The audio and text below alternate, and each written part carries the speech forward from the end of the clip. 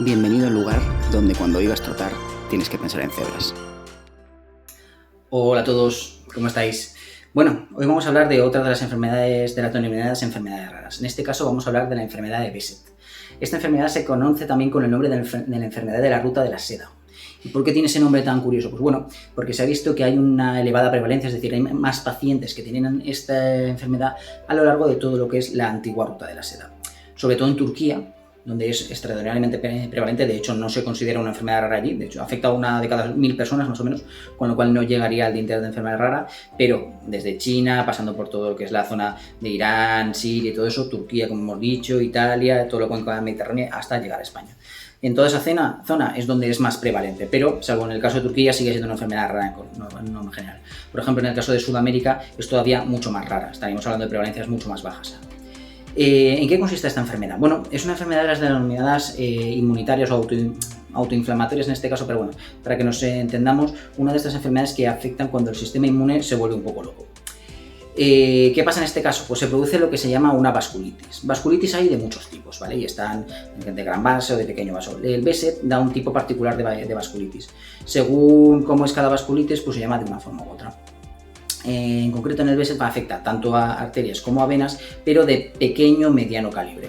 Hay otros muchos ejemplos de los que iremos hablando de tipos de vasculitis, pero para que os quedéis con ese dato. Y estas venas se infiltran se ven afectadas por lo que son una afectación de los neutrófilos, que son estas células que son de lo que llamamos inmunidad innata. ¿Qué es esto de inmunidad innata? Tenemos dos tipos de inmunidad fundamentalmente, la innata y la adquirida. La innata es aquella que reacciona a los estímulos nocivos, incluso aunque nunca lo hayan visto. Así como la adquirida necesita haber visto previamente el estímulo, por ejemplo, como en el caso de las vacunas, cuando vacunamos a alguien, pues al ver ese estímulo la próxima vez que lo vea, pues reaccionará como toca. En cambio, la inmunidad innata desde los primeros momentos puede reaccionar y provocar los síntomas. Así que, para quedarnos con la fisiopatogenia de esta enfermedad, tenemos que pensar que es una enfermedad que afecta a vasculitis y que afecta sobre todo, es un fenómeno autoinflamatorio y que por lo tanto afecta lo que es sobre todo la inmunidad innata. Bueno, todo esto está muy bien, pero ¿qué provoca realmente la enfermedad de Behçet? ¿Cuál es el problema con esta enfermedad? Bueno, pues esta vasculitis, es decir, esta inflamación de los vasos sanguíneos, va a llevar a las distintas manifestaciones. Quizás la más conocida y la principal es la aparición de aftas que aparecen tanto en la boca como en los genitales. Estas aftas son lesiones redondeadas con un fondo a veces eritematoso, pero normalmente blanquecino, que son dolorosas y que suelen aparecer en la boca. Tener una afta o dos o las que sean a lo largo de la vida de una forma espaciada y no muy recurrente, pues bueno, hay gente que tiene tendencia, puede ser normal, puede ser por algún roce de un diente, puede ser por un virus, puede ser por muchas cosas y no tener mayor trascendencia. Pero cuando ya vemos que hay muchos y sobre todo cuando aparecen algunos de los otros síntomas que vamos a comentar, pues es cuando hay que empezar a poner la alarma y preocuparse.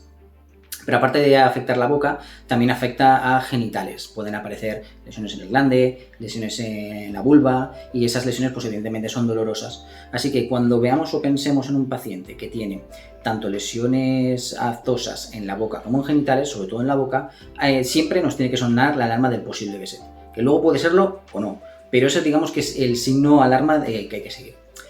Aparte de esto, el Behçet puede afectar y afecta a muchos otros órganos. De hecho, es una enfermedad bastante difícil diagnóstico porque, como son síntomas tan diversos, a veces cuesta cuadrarlo. Y aunque muchas veces las aftas son muy llamativas y enseguida la gente lo diagnostica, otras veces pueden ser menos llamativas o serán unas aftas inespecíficas que no acaban de cuadrar y a veces puede llevar más problemas diagnósticos. Pero bueno, otros puntos que pueden afectarse son, por ejemplo, los ojos, donde pueden dar uveitis. Pero también, por ejemplo, muy típico, uveitis es una inflamación del iris, ¿no? Donde vemos la parte del ojo que puede llevar a una serie de molestias, incluso a disminución de la visión, etc.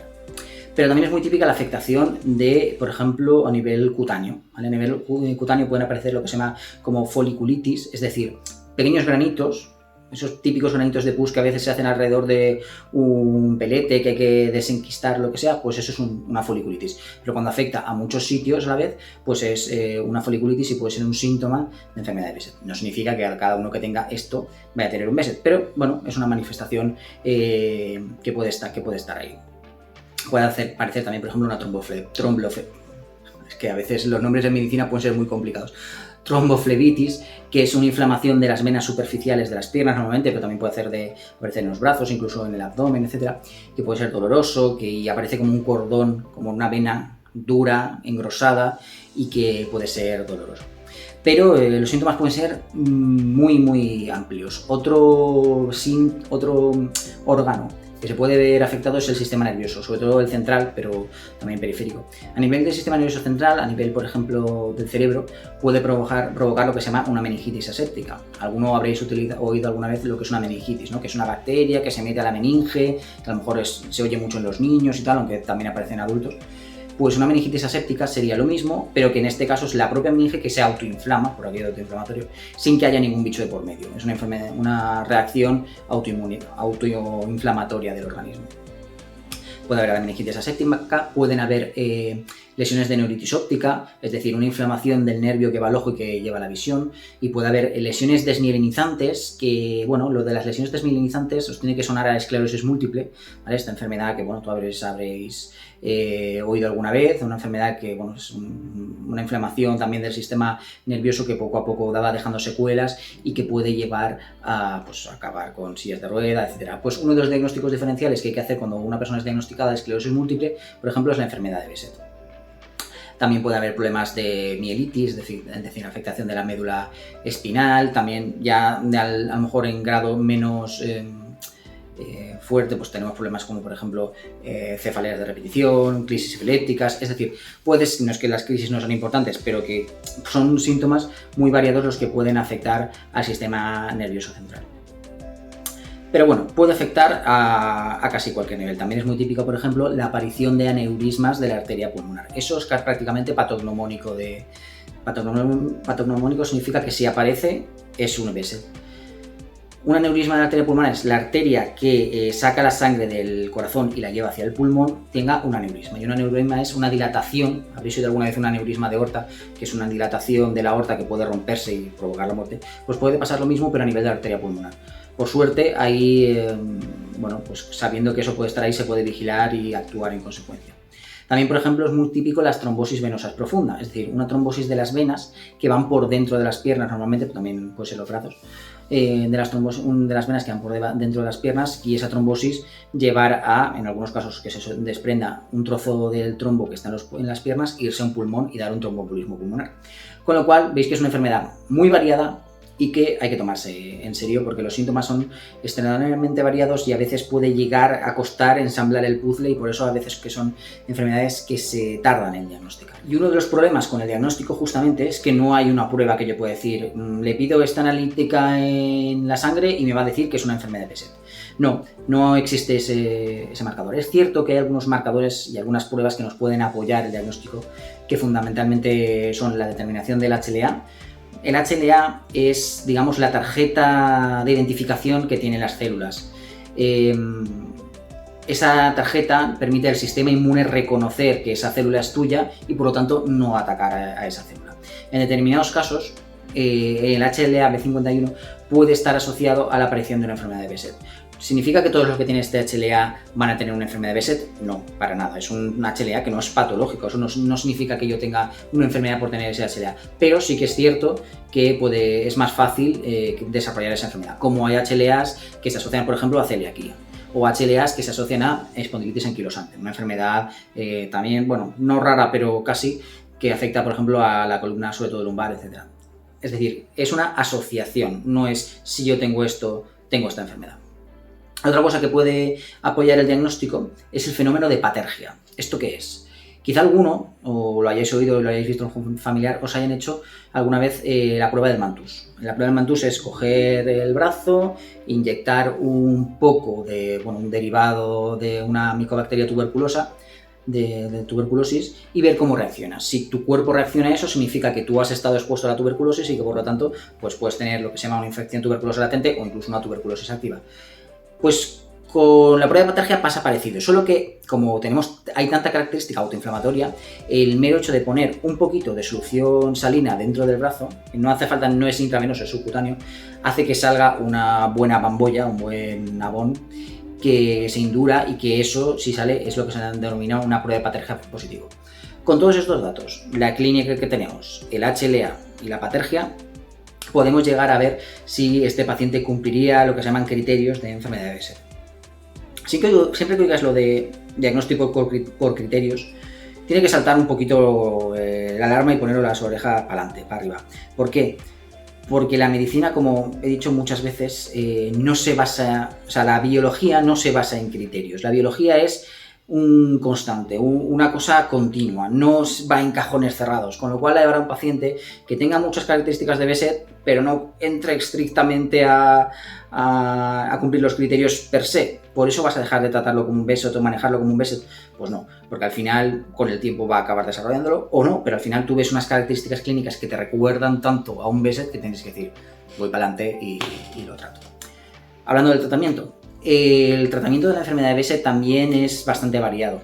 Al final es una enfermedad inmune y por lo tanto de mayor o menor medida se utilizan distintos tipos de inmunosupresores que pueden provocar que esa respuesta pare. Uno de los tratamientos que se utiliza sin ser estrictamente un inmunosupresor es la colchicina, que es el fármaco que se utiliza para la gota, para cuando uno tiene un ataque de gota. De hecho, se ha visto que la gota también tiene ciertas características autoinflamatorias. Esto que ha aparecido toda la vida del depósito de ácido úrico, asociado a los reyes, ya sabéis todo esto de, bueno, los reyes que se ponían hasta ahí de gambas y tal, pues le daba el ácido úrico. Pues esto parece que al final, aunque también hay un componente evidentemente de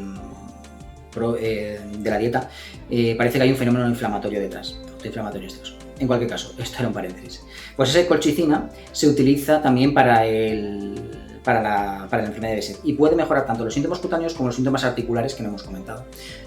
De esto vamos a hacer un paréntesis, no hemos comentado que tienen síntomas articulares, pueden tener fiebre, es decir, al final casi cualquier síntoma, por supuesto dan muchísimo astenia, cansancio, etc. Muchísimos síntomas pueden ser causados por una enfermedad de Behçet.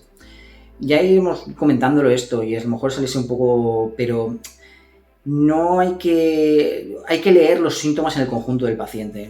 ¿Cansancio qué es? ¿Qué me pasa porque estoy cansado? Pueden ser un millón de cosas y al final tienes que verlo todo junto e interpretarlo. Bueno, tendremos la colchicina, pero también los corticoides, ya sabéis, fármacos, y si no os lo digo, son fármacos que lo que producen son una respuesta inmunitaria, de reducir la respuesta inmunitaria y que son súper eficaces, son los antiinflamatorios más potentes que tenemos, pero que a largo plazo tiene muchos efectos secundarios, que ya hablaremos otro día, pero pueden provocar diabetes, osteoporosis, una suma de muchas cosas que a lo largo no es adecuado tener el organismo. También podemos utilizar inmunosupresores parecidos a los que se utilizan por ejemplo, en trasplantes, etcétera, o en otras enfermedades como pues, la acetoprina, el metotrexate, el micofenolacto, pero bueno, esto ya es muy técnico. Sí que quería comentar un par de cosas acerca de los anti-TNF y de tocilizumab. Los anti-TNF y bueno, los tratamientos biológicos en general son, para cuando lo oigáis, son anticuerpos que van hacia determinadas partes de la célula del organismo. Es decir, son un ataque muy selectivo. Así como los corticoides, para hacer una semejanza con la guerra, los corticoides sería pues una bomba nuclear, ¿no? Quiere decir, todo lo arrasa, quita la respuesta inflamatoria de todos lados y, claro, mejora los síntomas debidos a la inflamación. Los anti-TNF o los tratamientos biológicos, por ejemplo, lo que hacen es ir directamente solamente contra un punto en concreto que se ha visto en el centro de la respuesta inmunológica causada por el Behçet. ¿Cómo sería en una guerra esto? Pues yo cojo un francotirador y voy a por el general, ¿no? Y ahí se acabó el ejército. Pues eso sería un disparo de precisión. Y hay tanto anti-TNF que se utilizan mucho en el Behçet, como puede ser el infliximab, en determinadas manifestaciones neurológicas, etc. Y cada vez se está utilizando más también el tocilizumab, que este es un anti-interleuquina 6. Esto de anti-TNF y anti-interleuquina 6 son la molécula con la entrada que van, que son moléculas que están en el centro de la cascada inflamatoria, pero de eso nos da igual. Lo que quiero que os quedéis es con que son bombardeos dirigidos y que por lo tanto, aunque tienen efectos secundarios, tienen mucho menos efectos secundarios que mantener un corticoide a largo plazo. En definitiva, enfermedad de Behçet, o enfermedad de la ruta de la seda, que es una enfermedad que causa aftas en la boca, aftas en los genitales y luego muchísimos síntomas muy variados que pueden ser difíciles de encuadrar, que el diagnóstico puede ser muy complejo porque requiere de encontrar ciertos criterios y de apoyarte en algunas pruebas, pero que no son determinantes nunca, es decir, te apoyan pero ni te descartan ni te confirman, eso hay que leerlo todo en contexto. Y además los tratamientos se basan en reducir la inflamación, bien con colchicina, que no es exactamente un antiinflamatorio, pero bueno, bien con corticoides, bien con inmunosupresores o bien con fármacos biológicos. Espero que os haya gustado y seguimos viéndonos.